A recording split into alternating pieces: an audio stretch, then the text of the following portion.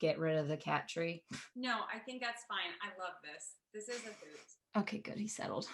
All right. Megan and I met at Belmont University, where we both got our master's in vocal pedagogy. I heard about her thesis topic, which was Hypothyroidism in the voice.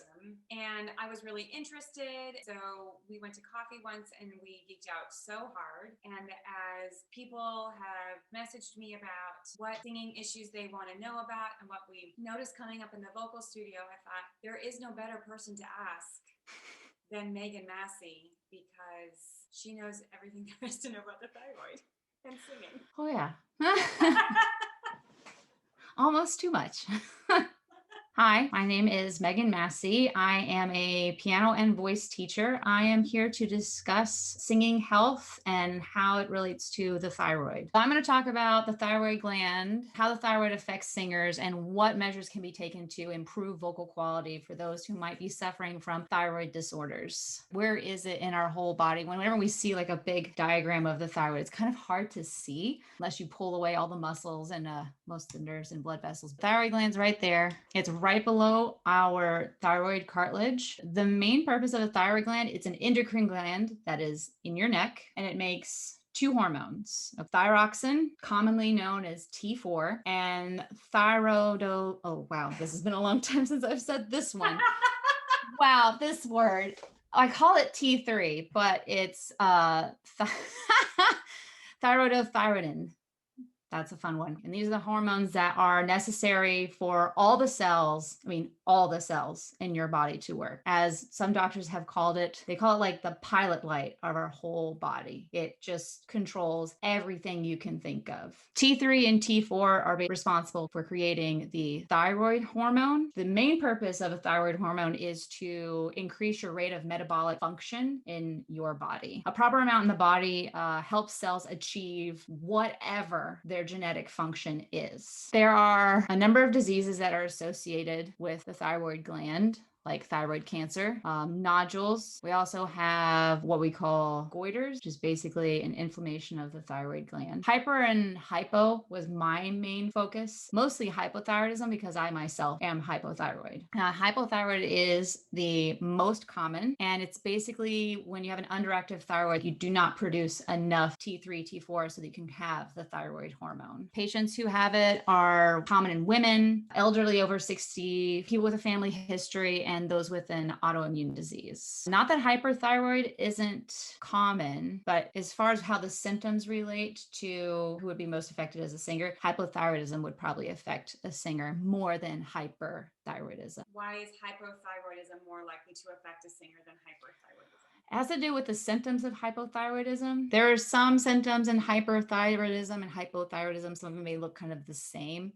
Fatigue and sleepiness, there's cardiovascular changes in both, temperature intolerance, except it's opposite. Hyper, you're like hot all the time. Hypo, you're cold all the time. Like I am legit cold all the time. Even when I'm medicated, I'm still cold. There's different weight gains. Weight loss happens in hyperthyroidism. Weight gain happens in hypo.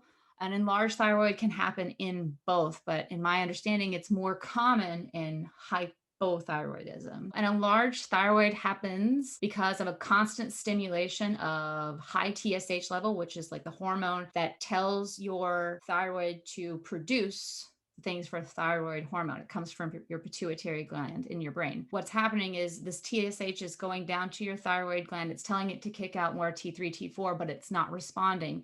But it's getting so much of that hormone that it's starting to enlarge, and it can cause physical dysfunction or physical discomfort for dysfunction, discomfort, same thing. No, it's not. Sorry. As you're getting TSH levels from the pituitary gland and your thyroid gland is not kicking out the necessary hormones that you need, that creates an enlargement of your gland and can cause discomfort. So in hyperthyroidism, you're kicking out too much thyroid hormone, but hypo, you're not kicking out enough. You're more likely to get an enlarged thyroid gland from the intake of TSH and hypothyroidism because you're not kicking out enough. And that's the reaction you're getting.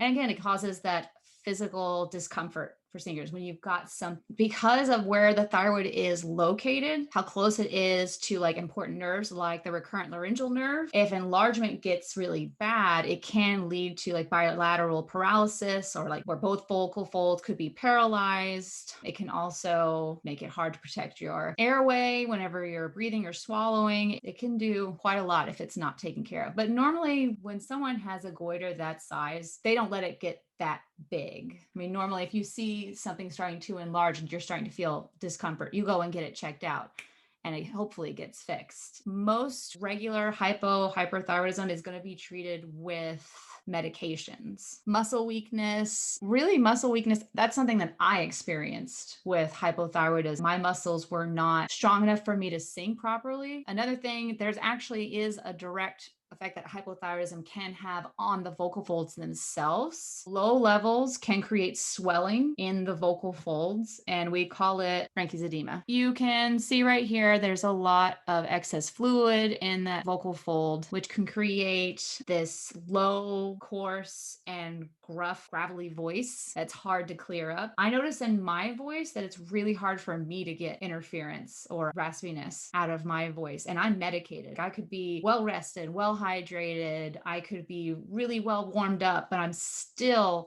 have this little roughness that's there that doesn't ever seem to go away. The muscle weakness is what I see most common in my students with hypothyroid. I know their voice is warmed up, but it doesn't always sound warm. And it always just sounds like will often just describe like that's just how they feel all the time. So that's all consistent with hypothyroidism. Oh, yes. You just constantly feel like it doesn't matter what you do, you still feel tired, you still feel weak, you still feel like you've got fog brain. And how they test you for hypothyroidism is they do a blood test. Most times they'll test your T3 and T4 levels. Sometimes I've had to specifically ask, please test my TSH levels as well. And it's all based on a range. Considered hyper if your range is below 0.6. You're considered normal if you're between 0.6 and 4.6. Now, if you're asking me what exactly those numbers are, it's just a measurement of how much T4 and TSH levels are in your blood. And is it a ratio between everything else in your blood? This is the range that they use. If you're below 0.6, you're hyper. If you are above 4.7, you're hypo. They consider you fine. As long as you're between 0.6 and 4.6, somewhere around there. So you could be all the way up at 4.6. And I've had some tests where I've looked at them like I'm really close to that edge. Why can't I be changed? They've said, nope, you're technically fine. I do think there is a very big difference between the branded and the generic medications. I feel a difference in myself when I'm on either one. That's a pharmacy thing. What symptoms in their voice should they be sensitive to think, oh, maybe I should go have my thyroid checked out? What is their voice going to sound like? Hoarseness, vocal fatigue, muffling. So that sound of it's not a full, bright, clear sound. It sounds like they're kind of underwater. Loss of range is a big one. And especially if they feel like they have a lump in their throat, that would be a big sign of something's wrong with their voice. And it could be hypothyroid related, especially if they already have hypothyroid problems. And for women who are seeing pregnancy, affects the thyroid a lot. So their thyroid levels can be fine pre-pregnancy. They get pregnant, have a baby, do the nursing thing or not, but several years go by, all the pregnancy hormones are out of the body, and then all of a sudden there's a thyroid issue. Yep, that's pretty common. That's why women is another one of the categories of people that are more likely to have hypothyroidism or some kind of thyroid issue. The good thing is medication is the main way to fix something like hypothyroidism or hyperthyroidism. As long as you work with your doctor, you're diligent about checking yourself and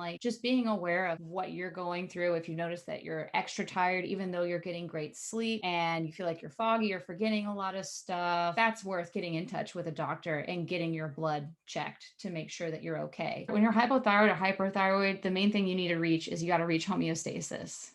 Right? Your body is effective at maintaining homeostasis unless something happens. And being hypothyroid prevents you from reaching that homeostasis that you need to be in. Again, the main way to fix that, you can do as many warm-ups and stay as hydrated as you want, but if you're not properly medicated, it's not going to make that much difference, unfortunately. Being in touch with a really good doctor, especially a doctor that specializes in the endocrine system, or at least has a colleague they know and trust very well that can help take care of you and really look out for you. And that would be my advice to women, especially. Women should have a doctor who knows something about the thyroid. Great. Thank you.